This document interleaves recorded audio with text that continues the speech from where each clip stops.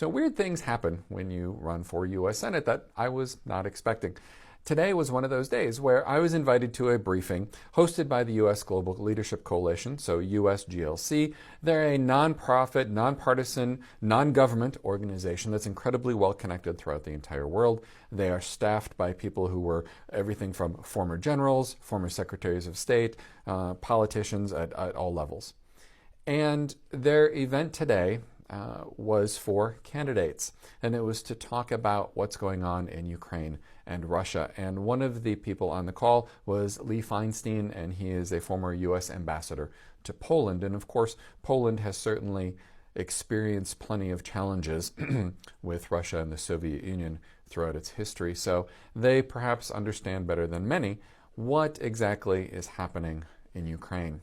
They had actually offered, for example, to send some of their MiG fighter jets to Ukraine through the U.S. and the United Nations, or through U.S. and NATO, I believe, and that was rejected. But it gives you a sense of what the people of Poland are offering.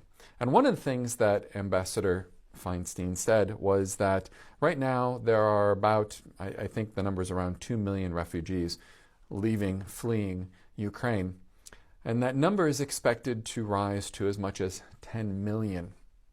Now, the population of Ukraine is just over 40 million, so that means that nearly a quarter of their population is going to become refugees.